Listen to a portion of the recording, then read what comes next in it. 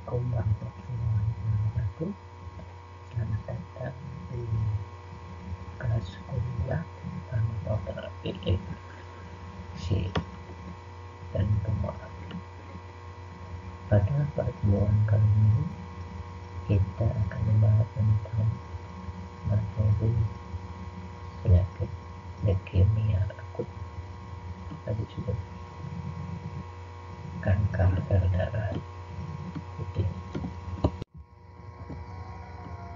Nah, untuk materi yang kemarin kita sudah membahas tentang apa itu sel kanker. Sel kanker itu kemarin kita bahas adalah kelainan dari sel normal, jadi abnormalitas dari suatu sel, di mana ditandai dengan perkembangan sel yang tidak bisa dikontrol. Nah, di sini kalau kita lihat di leukemia, di sini adalah kelainan stem cell, jadi perkembangan dari sel tersebut. Jadi sel normal yang mengalami kelainan pertumbuhan. Terus bagaimana tandanya? Yaitu terjadi proliferasi, yaitu perkembangan yang tidak terkontrol, ya, sehingga menyebabkan akumulasi sel hematopoietik menjadi imatur, menjadi tidak normal. Ada yang besar, ada yang kecil, gitu ya. Nah, ini yang mempengaruhi, sehingga sel-sel normal itu terhadang oleh sel-sel yang abnormal tadi. Nah, ini yang paling terbanyak adalah leukemia, ya, 97% sel kanker yang paling banyak. Terus yang ketiga, secara umum dari leukemia itu, ya, dibagi menjadi 4, ya, untuk leukemia akut. Ada yang pertama dari leukemia myelositik akut atau disebut LMA. Ada juga leukemia limfositik akut atau LLA, yang tergantung dari bagiannya, di bagian limfa. Yang ketiga adalah leukemia akut tak berdiferensiasi, ya, posisinya nggak tahu ada di mana, gitu ya, ada di limfositik atau myelositik, ya. Ini ada lembaga leukemia akut campuran, ya, atau kedua-duanya, ya. Di sini ada perbandingan yang terjadi, ya, pada penderita leukemia akut, yaitu 1:25.000 pada usia kurang dari 14 tahun. Jadi paling banyak terdiagnosis di sini yang menderita itu kebanyakan pada usia di bawah dewasa, ya, atau remaja, ya, terutama juga pada balita atau bayi anak-anak, gitu ya. Dari 25.000 anak, ya, usia kurang dari 14 tahun, satu diantaranya terdiagnosis leukemia akut. Merupakan 25-30 keganasan pada anak, ya, jadi hampir lumayan, ya, 30%, ya, 50%, ya, tapi mempunyai tingkat kesembuhan yang tinggi juga, ya, terutama pada penderita anak. Jadi pada saat awal terdiagnosis itu untuk kemungkinan sembuh atau survivalnya itu menjadi tinggi, ya. Itu leukemia akut. Nah, etiologi penyakitnya, ya, ini bisa disebabkan oleh adanya radiasi ionisasi. Nah, radiasi ionisasi itu mungkin bisa dari, kalau di dunia kesehatan mungkin pada saat sinar ronsen, ya, kena radiasi, gitu ya, atau juga, ya, ada penggunaan CT scan, gitu ya. Tapi di dalam lingkungan masyarakat, gitu ya, itu juga bisa terjadi, misalnya dari radiasi dari HP, alat elektronik, gitu ya. Nah, itu menyebabkan gelombang radiasi, ya. Jadi ibu hamil, ya, memandang HP, ya, terkena radiasi paparan pada anaknya, itu bisa pada balitanya, ya, janinnya, itu bisa menyebabkan terjadinya resiko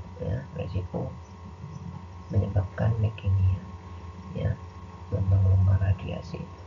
Nah, terutama misalnya juga sinar UV, ya, yang terlalu tinggi panasnya. Nah, ya, misalnya di siang hari gitu ya, cara berjemur ya, berjemurnya di tengah hari gitu ya, jam 12 siang gitu ya. Nah itu sangat riskan terpapar radiasi. Yang kedua adalah bahan-bahan kimia gitu ya, contohnya di sini benzen ya, benzen atau juga bisa tugasnya toluen ya. Nah itu sudah sama benzen itu biasanya ada di bagian di dalam komponen asapnya ya. Asap itu macam-macam ya, asap bakaran, asap dari knalpot, asap rokok terutama itu juga bisa terpapar radiasi ya, terpapar bahan kimia sehingga itu mempengaruhi abnormalitas dari sel kanker tadi ya. Terus juga logam berat ya, logam berat misalnya dari makanan-makanan yang biasa ya, sayuran yang punya residu kadar logam berat yang tinggi, sehingga nanti saat anda konsumsi ya, atau juga bisa dari polutan juga ya, logam berat misalnya dari asap pabrik gitu ya, itu apabila anda terhirup juga dan makanan itu ya termakan ya, itu bisa juga ya menyebabkan terjadinya pencetus sel kanker tadi. Pestisida juga sama ya, pada penggunaan pestisida. Nah ini pada sayur-sayuran dan buah-buahan ya, supaya buah-buahan itu aman dari hama. Nah pestisida yang menempel di sayur-sayuran dan buah-buahan itu ya, itu mengalami metabolisme di dalam tubuhnya tanaman dan itu menyimpan residu. Nah residu tadi itu yang kita makan, berapa jumlahnya residu tadi itu ada batasnya ya, menurut WHO ya, berapa ppm yang diperbolehkan 1 ppm.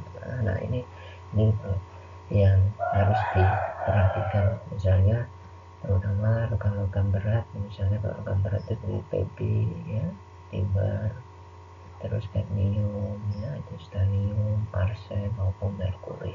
Kalau pestisida biasanya golongan organoklor maupun organofosfat itu diperhatikan, ada 2 golongan di situ, organoklor misalnya ya, DDT ya, diazoin organofosfatnya. Terus juga penggunaan obat-obatan ya. Nah obat-obatan itu juga harus diperhatikan ya, terutama obat-obat mempunyai alkylating agent ya, itu bisa menyebabkan atau faktor pencetus terjadinya tadi ya sel abnormal atau kanker itu leukemia, atau juga faktor genetik ya, bawaan ya, faktor genetik atau bawaan dari orang tua tersebut. Yang pertama faktor genetik adalah apabila penderita kembar identik ya, jadi kembar identik hampir mirip gitu ya, salah satu, nah itu resikonya sampai 20% kena leukemia gitu ya, punya satu kena leukemia, nah itu resikonya sangat tinggi ya. Insiden meningkat pada saudara kandung penderita leukemia, jadi misalnya ada saudaranya kandung leukemia, nah itu meningkatkan atau probabilitasnya bahwa saudara kandungnya satunya lagi juga resiko menderita leukemia. Beberapa penderita leukemia dengan kelainan kromosom, misalnya terjadi kelainan kromosom pada penderita sindrom Down Johnson, Klinefelter, Pneumonia van Olly, itu juga pencetus juga timbulnya penyakit leukemia. Atau juga ada peningkatan pada kelompok gamma globulinemia, jadi pada globulinemia ditambah meningkat, yaitu pada sindrom Poland ya, Schwarzman-Yaman, Black-Van-Yaman, penyakit Kosman ya, sindrom monosomi familial, lipoma dan myeloblastomasis. Ini adalah faktor-faktor genetik ya yang menyebabkan timbulnya nanti penyakit leukemia tersebut. Untuk kita mengetahui gambaran klinisnya, biasanya ditandai dengan ya pada pasien itu dengan demam gitu ya, terus malaise ya, pucat ya, itu tanda-tanda klinisnya yang bisa dilihat, jadi capek, demam, pucat gitu ya, pokoknya saya gampang capek gitu ya, gampang pucat ya, nah, ya beda sama gejala covid ya gitu. Nah untuk tanda klinisnya, screeningnya misalnya, terus dilakukan uji klinik ya, dilihat hematologik ya, darahnya ya, kadar darahnya termasuk leukosit, eritrosit, trombosit, monosit ya, dilihat ya. dia mempunyai gambar hematologiknya dengan anemia gitu ya, misalnya hemoglobinnya turunnya ya, rendah hemoglobinnya. Nah itu ditandai dengan pucat tadi ya, kelelahan ya, takikardi atau ya rendah detak jantungnya, terus sak dan lain-lain. Terus juga neutropenia ya, neutropenia, kadar leukositnya turun gitu ya, sehingga infeksi kuman jadi bisa menyerang gitu, gampang sekali diinfeksi oleh bakteri maupun virus ya, sehingga menyebabkan neutropenia gitu ya. Misalnya kita lihat dengan demam yang tinggi, terus terjadi ulcerasi mukosa ya, baik di lambung ya, atau di bagian kulitnya, itu gampang sekali terkena infeksi ya. Atau juga trombositopenia ya, ada trombositnya tinggi ya, terjadi pendarahan pada kulit, misalnya kulitnya muncul pecah-pecah darah merah gitu ya. Atau juga pada mukosa, misalnya pada lidah, sariawan gitu, juga sekali gampang sekali kena sariawan ya. Atau juga pada mata gitu ya, itu gampang iritasi gitu. Nah ada juga itu gambaran hematologik ya, bisa dilihat dari anemia, dilihat dari hemoglobinnya, terus leukositnya, atau juga dengan kadar trombositnya yang terlalu tinggi gitu ya. Terus gambaran atau juga terus bisa kita lihat dengan gambaran invasi sistem limfoid ya. Ini terjadi, sistem limfoid terjadi limfadenopati ya, terjadi pembengkakan pada limfa, atau ada splenomegali, jadi pengerasan pada splenomegali, atau hepatomet ya, terjadi pengerasan pada hati, pembesaran ya pada bagian hati. Ini bisa dilihat di situ ya, misalnya melakukan dengan CT scan gitu ya. Nah itu dilihat, oh ini terjadi pembengkakan dari ukuran normalnya.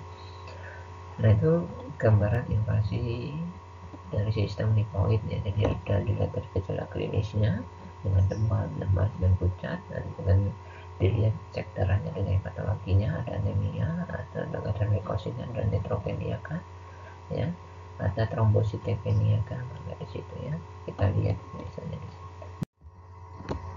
Nah untuk gambaran invasi ekstramedular pada sistem saraf pusat ya, terjadi tekanan intrakranial yang tinggi. Jadi begitu, kalau ini terjadi, ini menyebabkan pusing yang sangat sakit sekali, sehingga diberikan obat apapun gitu ya, obat penyeri gitu ya, analgetik gitu ya, berarti pusingnya nggak hilang gitu. Tekanan intrakranial itu naik ya, karena terjadi tekanan cairan di dalam otak, jadi pada parenkim otak, sehingga menekan gitu ya, sehingga hilang-hilang gitu ya. Nah, terus ada juga bagian pada traktus urinariusnya ya, pada saat pembuangan urin ya, terjadi pendarahan di urinnya, berdarah gitu ya, ada darah di dalam urin. Terus tekanan darah juga itu pada sistem renin-angiotensin, gagal ginjal juga pada saat penyaringan hipertensi tadi mempengaruhi gagal ginjal atau hematuria tadi, menyebabkan gagal ginjal, fungsi ginjal menjadi menurun ya. Ada juga pada bagian organ gonadotrium biasanya ya, ini adalah organ testis biasanya ya, untuk ini ya, kesuburan biasanya karena pengaturan hormon seksual gitu ya, bisa bagian laki-laki bagian testisnya mempengaruhi ya, mempengaruhi gairah seksualnya, keterlibatan kemarin juga mempengaruhi. Nah ini nanti mempengaruhi pada kesuburannya masing-masing. Atau juga pada bagian lambung ya, traktus gastrointestinal itu dapat menyebabkan pendarahan ya, misalnya di Malaysia ya, nanti pada saat BAB misalnya tidak, BAB yang keluar itu menjadi gelap gitu ya. Nah ini bisa menyebabkan pendarahan di bagian gastrointestinal gitu ya. Terus yang berikutnya adalah tulang dan sendi ya. Terjadi gejala inisial pada 25% pasien yang bisa merupakan invasi ke bagian peristeum ya. Nah ini sehingga nanti terjadi pengeroposan ya, sehingga pergerakan muncul nyeri sendi. Sedangkan pada leukemia ya, monosit akut ya, pada neonatus ya, nah itu terjadi alergi yang pada bagian kulit. Terus apabila di bagian paru invasi dan terjadi pendarahan ya, mungkin nanti kalau terjadi pendarahan invasi pada paru nanti menyebabkan batuk yang disertai dengan keluarnya darah gitu ya. seperti riwayat TBC gitu ya, jadi batuan darah ya, itu jadi inflasi ya di bagian paru. Nah, diagnosisnya ya, bagaimana untuk mendiagnosisnya? Yang pertama, dilihat dulu manifestasi dari gejala klinisnya tadi ya. Setelah itu dilihat dari data laboratoriumnya ya, dilihat dari cek darah perifer yang lengkap, dimana tadi dilihat HB-nya normal atau mengalami anemia nol-sitik tadi ya, hemoglobinnya tadi, leukositnya untuk melihat tadi ya gejala neutropenia ya, leukositnya turun kah, normal kah, atau naik, apa leukositosis apa ya. Terus hapusan darah tepinya ya, dimana sel belasnya itu positif atau enggak, atau juga trombositopenia tadi ya, ada trombositnya tadi. Terus aspirasi sumsum tulang ya, jadi sel blast itu mempengaruhi aspirasi sumsum tulang ya, sumsum tulang belakang. Jadi sel blast itu nanti menghasilkan apa, leukosit. Leukositnya itu sel blastnya lebih dari 5%, itu mempengaruhi itu ya. Terus fototorak, terjadi massa, ada bagian paru ya, ada bagian massa di media stimulnya ya, dijaga dia ya, kalau banyak massa di situ nanti bisa menyebabkan pendarahan tadi di bagian paru ini. Terus klasifikasi untuk ya karakter morfologi dari LLA di sini ya,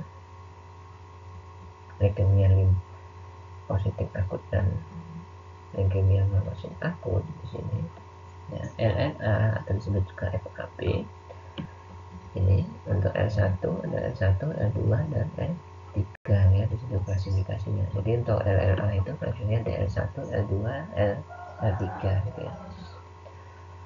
Ini ibaratnya ya, ini ringan ya, sedang, ini berat ya, severe, medium gitu ya, ini shock gitu ya. Nah ini dilihat ada 4 parameter yaitu limfoblasnya ya. Limfoblasnya bagaimana ukurannya? Oh ternyata ukurannya masih kecil dan homogen rata gitu ya. Jadi sama-sama kecil, hampir sama kayak leukosit gitu ya, limfoblasnya. Nah itu masih L1 gitu ya. Terus bentuknya semakin hari semakin besar dan variatif. Nah dengan artinya variatif ini ada yang besar, ada yang kecil gitu ya. Ya jadi udah nggak homogen ya, kecil-kecil. Ini jadi L2 nih naik gitu ya. Besoknya lagi naik lagi gitu ya, besar-besar semua gitu ya, dari ukuran normal jadi abnormal gitu ya, rata semua kan. Nah, ini dikasih jadi L3 tapi diperkuat lagi dengan parameter kromatin. Nah tadi yang kecil tadi 15-nya homogen gak gitu, nah, ternyata homogen gitu ya. Ada juga nggak homogen, kasar gitu ya, ya. Kasar gitu ya, bentuk dari besar tapi masih kasar gitu ya, besar-besar ya. Nah ini masih L2 tapi kalau sudah seperti bercak gitu ya, bercak ya, Anda lihat bercak kayak bercak darah gitu ya, bentuknya mencrak gitu ya, nggak rata gitu ya, tapi besar gitu ya, itu disebut nanti klasifikasi masuk ke L3 severe ya, bahaya. Terus anak intinya, karena dia masih kecil belum ada inti selnya kan gitu ya, jadi masih L1 aman gitu, masih ringan gitu ya. Ternyata udah ada intinya yang besar itu, inti selnya ada 1, ada 2, di dalamnya ada yang kecil-kecil lagi kan gitu ya. Nah ini yang besar homogen ini yang berjalan ini, wah intinya banyak sekali, nggak 1 atau 2, misalnya hampir lebih dari 2 gitu, ada 3, 4, itu udah L3. Terus dilihat cairan sitoplasmanya, cairan selnya yang ada di dalam sel ya, dikelilingi inti, ternyata sempit gitu ya, sempit. Nah kalau L2 nggak ada gitu ya, cairannya nggak ada gitu.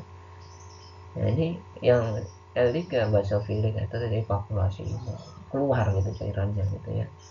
Nah itu udah bahaya gitu ya, itu udah L3 gitu ya, ibaratnya udah stadium 4 dan 5 gitu ya. L3. Nah kalau di sini nggak ada stadiumnya, maksudnya di sini untuk leukemia LAA itu adanya klasifikasi L1, L2, dan L3. Nah parameternya dilihat dari limfoblas, kromatin, dan anak intinya tersebut. Nah sedangkan LMA ya klasifikasinya memakai M0 sampai M7 gitu ya. M0 di situ leukemia monosit akut itu 0 dengan diferensi minimal, jadi penyebaran kecil gitu ya, dikit ya. M1 memang selnya tidak mengalami pembelahan maturasi.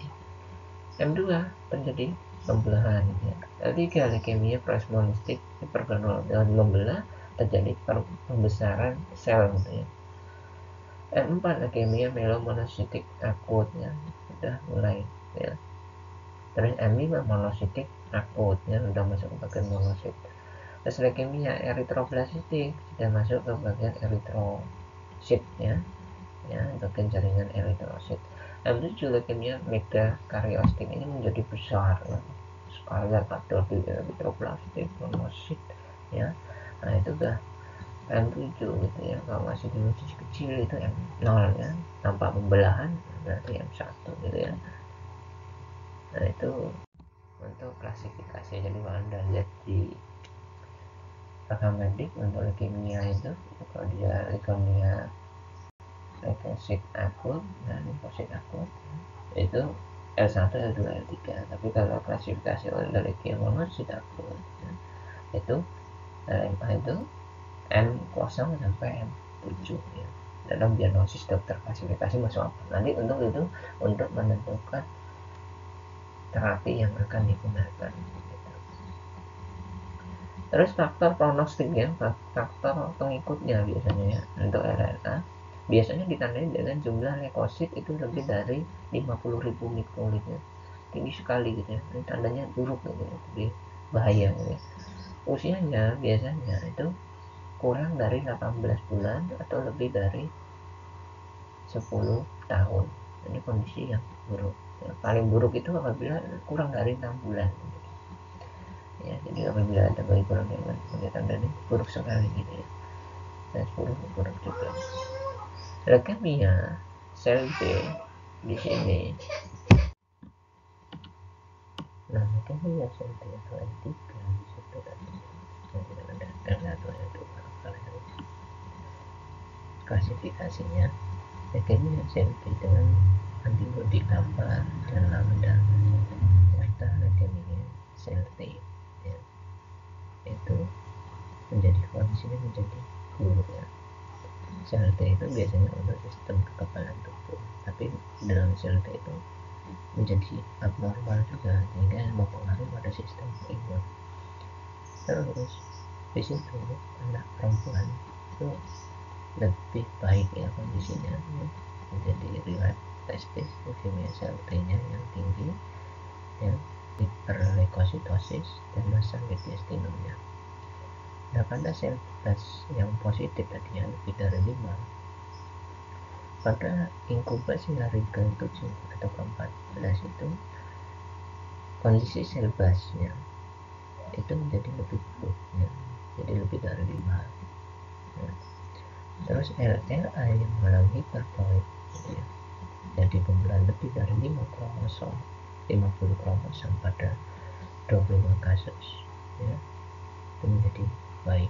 LLA itu piloid 3-5%, prognosisnya menjadi sedang, sedangkan pada bayi prognosisnya menjadi buruk gitu ya.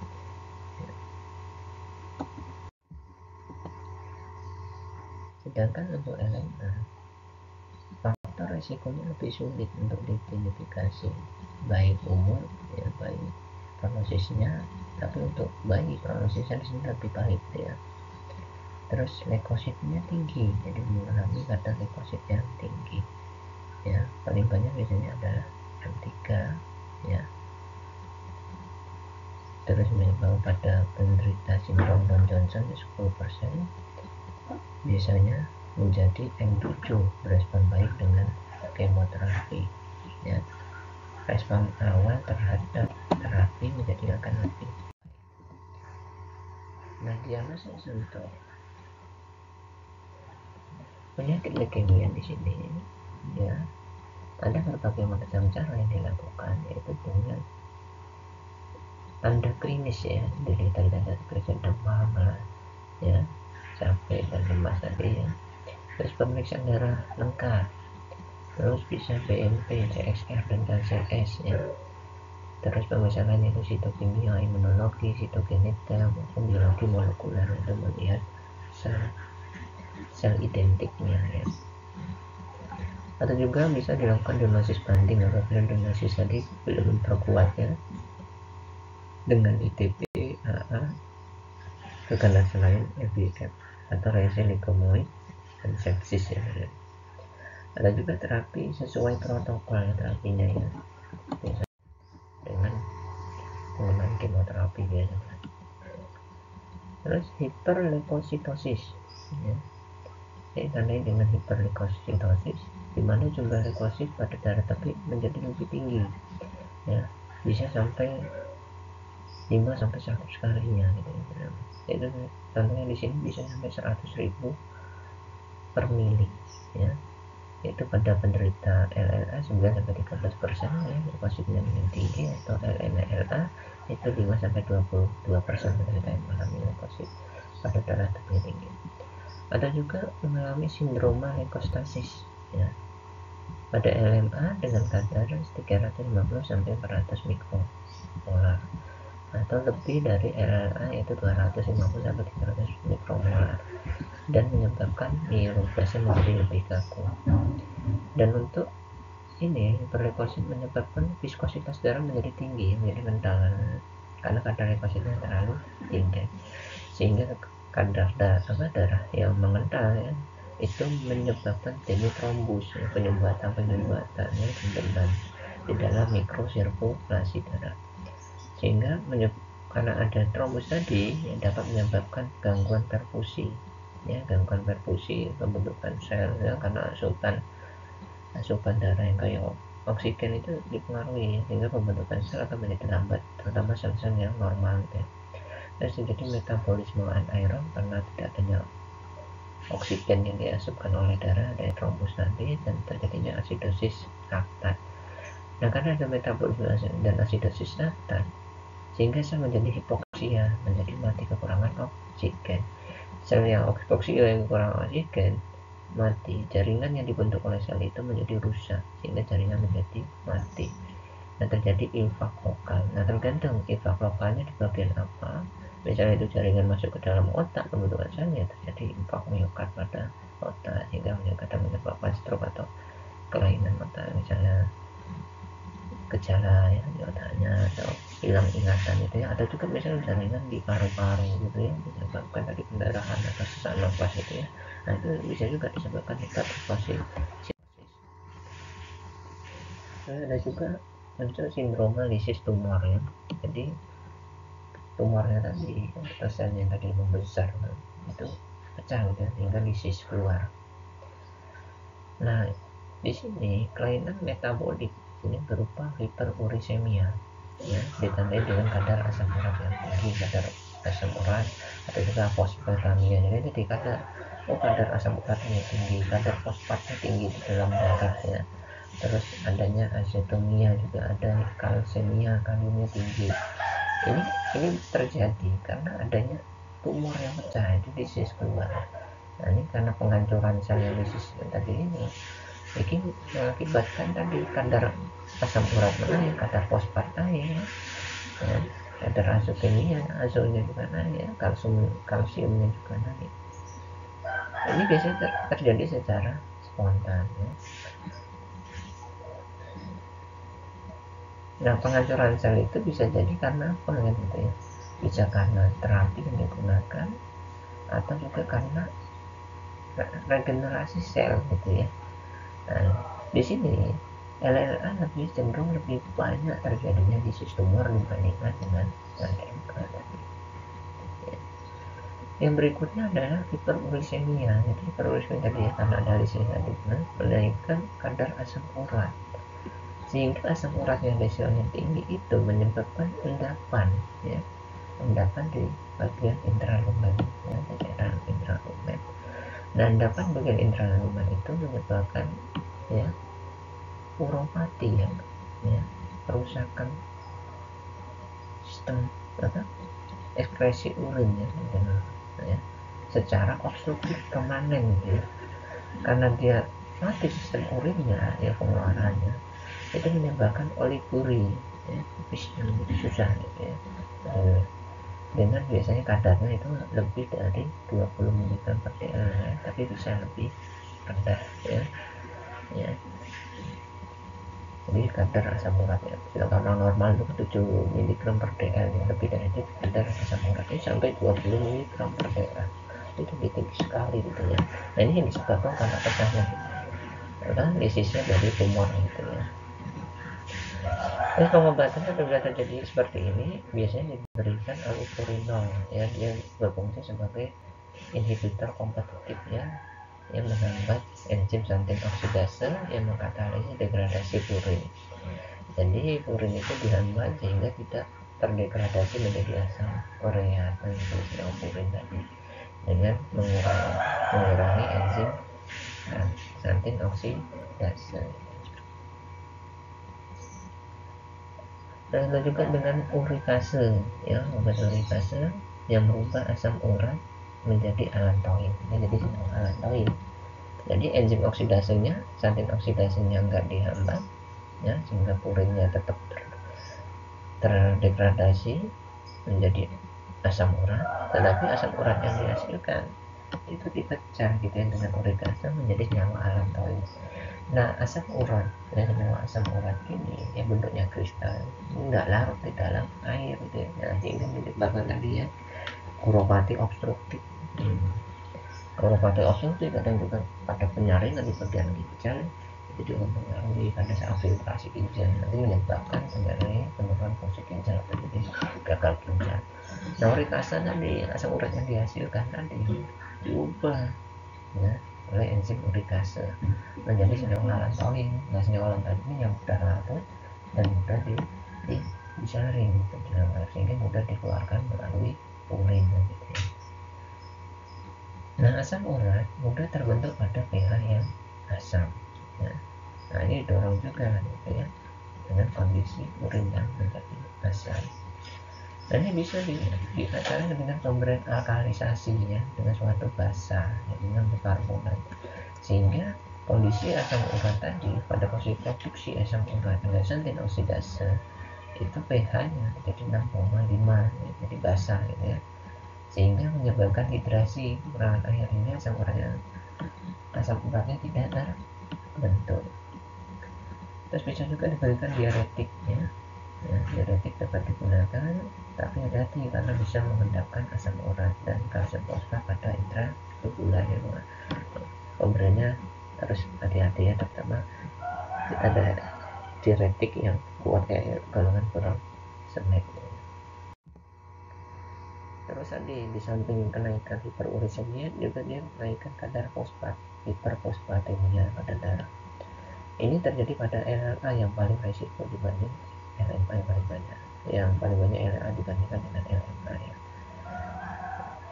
Ini disebabkan limfoblas mengandung fosfat itu lebih dari 4 kali sehingga mempengaruhi ekskresi ginjal. Jadi ekskresi ginjal menjadi berlebih gitu ya. Terus yang berikutnya adalah hipokalsemia ya, kadar kalsiumnya menjadi turun ya. Ini dapat menyertai hiperfosfatasi. Jadi pada alkalinasi yang berlebih mudah terjadi pengendapan kalsium fosfat ya. Jadi antara kalsium dan fosfat itu terjadi ikatan penggaramannya karena pada basa yang suka larut. Dan berikutnya adalah alkalinisasi ya, dapat menurunkan ion kalsium ya. Jadi pemberian alkalisasi tadi suatu basa ini menyebabkan hipokalsemia terbentuk menjadi hiperfosfatemia ya. Nah jadi pemberian bikarbonat boleh gitu ya, tetapi nanti bisa dihentikan apabila kadar di dalam serum ya itu 30 mg ekivalen per liter atau pH urin menjadi basah lebih dari 7,5. Jadi pH-nya tadi dijaga ya. Kalau kita lihat dari 6,5 sampai 7,5 gitu ya pH basahnya. Kalau lebih dari 7,5 pH urin pH ya urin ya tadi itu dihentikan gitu ya pemberian alkalisasi, sehingga nanti dia bisa menurunkan kadar kalsium menjadi hipokalsemia, menjadi malah menjadi hiperfosfatemia. Jangan terapi menggunakan kalsium ya, karena tadi kondisi pasien yang mengalami LLA gitu ya, itu mengalami hipokalsemia. Tapi kalau dia diberikan kalsium, itu hanya mempengaruhi terjadinya hiperfosfatemia. Atau juga bisa diterapi lain dengan insulin maupun glukosa ya. Hiperkalemia ya, karena pemberian kalium yang terlalu besar ya, jadi kalsium yang terlalu besar kalsiumnya itu bisa menyebabkan aritmia ya, mempengaruhi irama jantung ya, eritroidnya, nah eritroblas ini, nah retoiten ya. Nah ini nanti muncul antibodi yang disebut nama glukoporin A ini. Nah ini berarti kalau ada senyawa antibodi glukoporin A, berarti ini dia terjadi kelainan sel di situ ya. Ini juga ya, media prokaryotik jadi 19 gitu lah ya, dan lain-lain ya, itu banyak sekali.